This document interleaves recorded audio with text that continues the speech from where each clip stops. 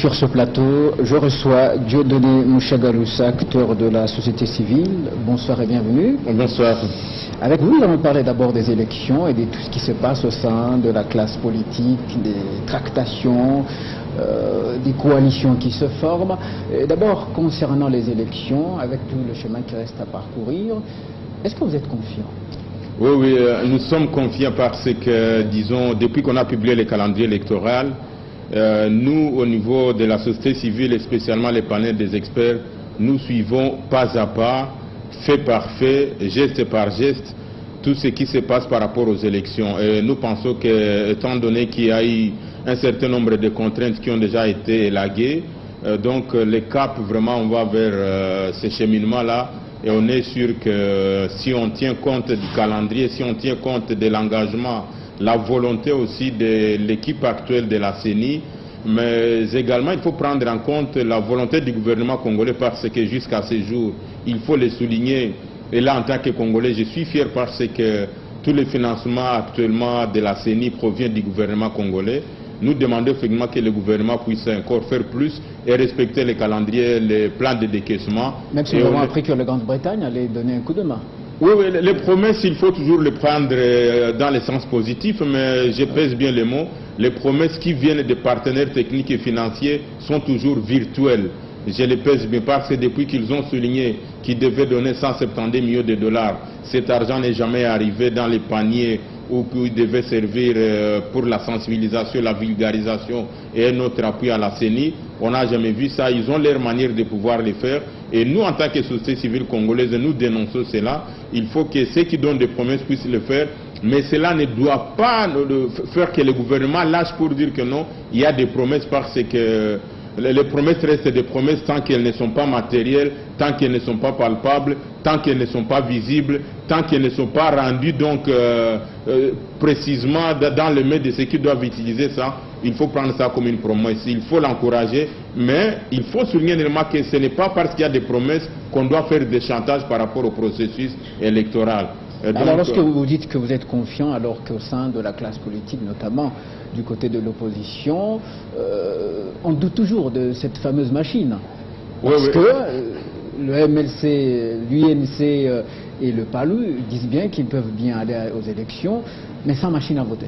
Oui, effectivement, si j'ai dit que nous sommes confiants, nous la population, nous les électeurs en premier lieu, c'est-à-dire nous sommes confiants, nous voulons aller aux élections.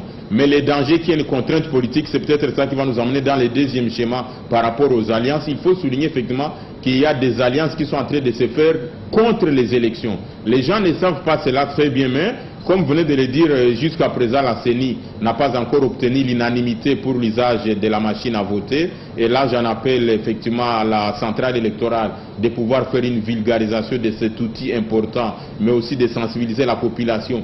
Parce que si nous, la population, si le peuple dans l'ensemble, si les électeurs s'approprient tout le processus à 100%, je ne vois pas qui va venir contrarier encore ce processus. Effectivement, ceux qui sont en train de faire des alliances pour le moment, parce qu'ils savent qu'à elles seules, ces forces politiques-là, qu'elles soient de l'INC, de l'IDPS ou du MLC, ne peuvent pas obtenir gain de cause.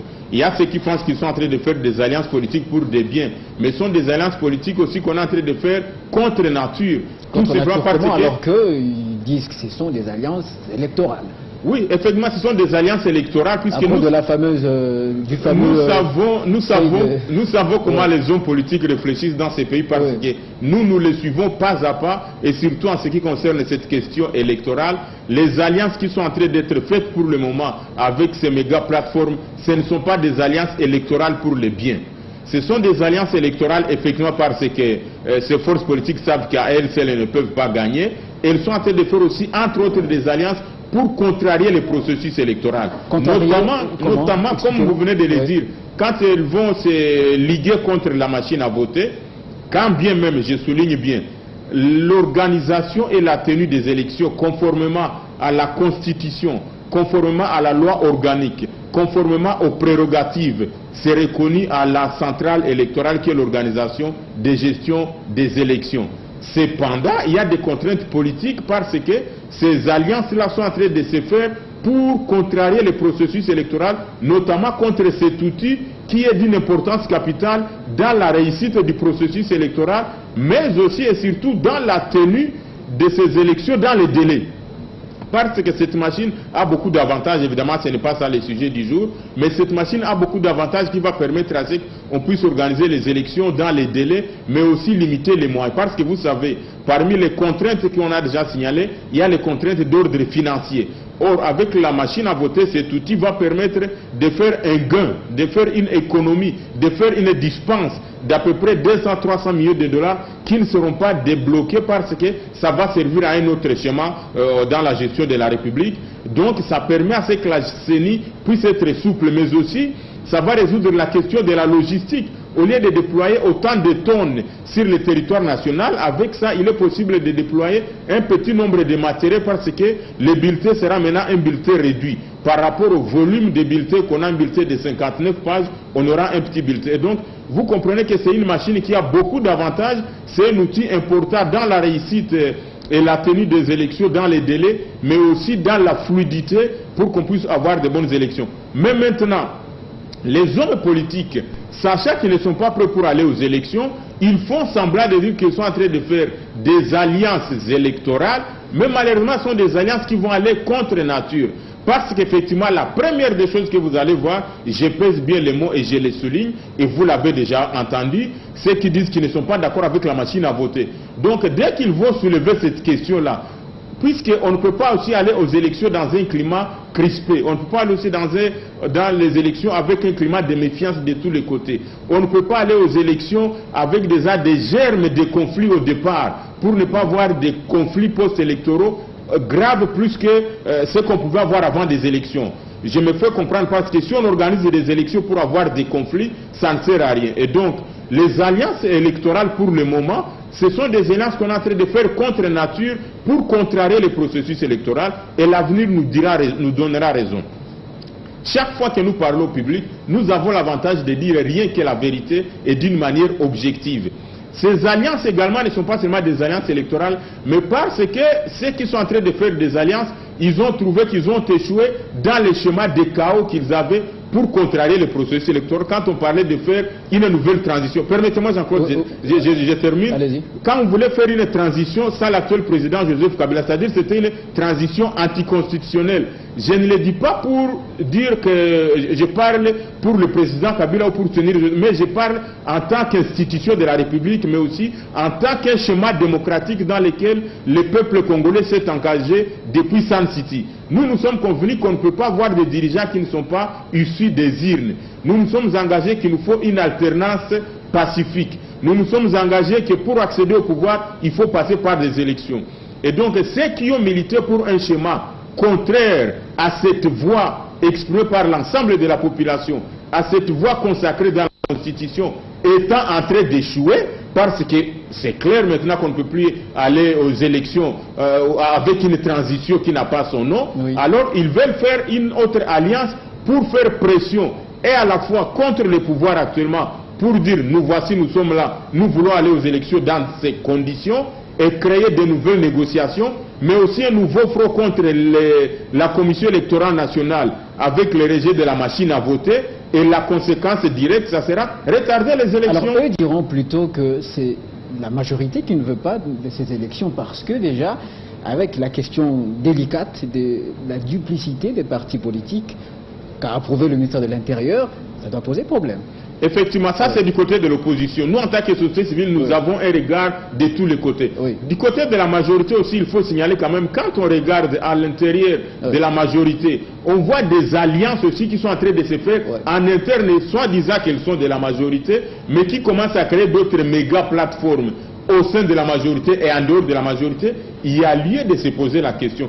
Est-ce que réellement toutes les plateformes, tous les partis politiques de la majorité sont prêts à aller aux élections dans cette cohésion? Et donc, quand on est en train de faire cela, ça veut dire qu'il y a un autre signal qu'on est en train de lancer. Il y a par exemple l'AFDC qui et à former... Non, il n'y a pas que l'AFDC, nous sommes en train de suivre l'actualité. Les Palous, nous avons vu des acteurs, des ténors importants du Palou qui restent membres d'une organisation alliée à la majorité présidentielle. On parle déjà d'une probable alliance entre le Palou et le PPRD. Effectivement, donc il y a au sein de la MP et ses alliés de nouvelles alliances qui sont en train de se créer contre la MP. Et ces alliances qui sont en train de se créer, on se demande est-ce que ces alliances, ils sont prêts, ou les acteurs politiques sont prêts à aller aux élections dans le format actuel. Ça veut dire qu'ils veulent recomposer toutes les cartes pour dire bon, pour que nous puissions aller aux élections, nous voulons ceci. Et certainement, je peux vous assurer, mon frère, je place bien les mots, les gens veulent créer une nouvelle crise.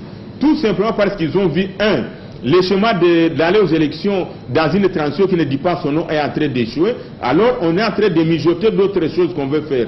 Deuxième chose, le peuple congolais ayant gagné, ne s'étant pas inscrit dans le chemin des désordres, dans le chemin des chaos. Vous avez vu les CLC comment est-ce qu'ils viennent de décrier qu'ils ne sont plus pour les marches parce que la population ne les a pas suivis dans les 2-3 dernières organisations qu'ils ont lancées pour aller faire des désordres ou des marches. Ils ont fait quand même mouche, il y a eu... Non, oui, ça fait ce que ça fait dans le... Mais quel est le résultat? Les résultats, il faut toujours juger chaque action, chaque geste économe intellectuel qu'une force sociale doit poser sur les résultats. Qu'est-ce que le peuple congolais a gagné? Et même qu'est-ce qu'ils ont gagné? L'application de l'accord. La nation. Non, c'est ce que nous appelons, on est en train de vendre du vent au peuple congolais. L'application de l'accord, si on s'en tient réellement aux élections au 23 décembre, à quelques mois des élections, vous voulez qu'on applique encore l'accord comment? Parce qu'il y a toujours des prisonniers détenus. Oui, ça c'est un schéma qui peut être résolu à travers 3 mécanismes et instruments convenus dans l'accord. Il y a le comité national de suivi de l'accord. Si on accepte qu'on puisse mettre le comité de suivi de l'accord dans l'accord lui-même, c'est-à-dire si on réclame l'application de l'accord, il faut commencer par respecter cet accord et passer par ce canal, par ce mécanisme, par cette institution-là. Deuxième chose, il y a des mécanismes reconnus par la Constitution avec les prérogatives reconnues au président de la République dans tous les pays du monde. Alors, comme vous l'évoquez, cette question du respect de ces accords, est-ce que vous, au sein de la société civile, pensez que cet accord est respecté intégralement? Oui, nous pouvons dire que nous, au niveau de la société civile, nous avons notre part de responsabilité dans l'accord à la page 9, où on dit que la société civile doit vulgariser, nous devons veiller sur la sensibilisation et tout ça. Et c'est ce que nous sommes en train de faire. Et donc, nous pensons que l'accord est appliqué. Et vous vous souviendrez vous-même que lorsqu'on est parti déposer les rapports au chef de l'État, on avait dit que les négociations avaient réussi à 98%. Et quand on a appliqué l'accord, il y a eu le comité national de suivi, il y a eu la tripartite qui a déjà été effectuée avec la CENI, le CENSA et le gouvernement pour décider sur des élections. Il y a le gouvernement qui est en place pour le moment. Je ne veux pas ouvrir une parenthèse et que je vais fermer par rapport à ce qui se passe à la primature que nous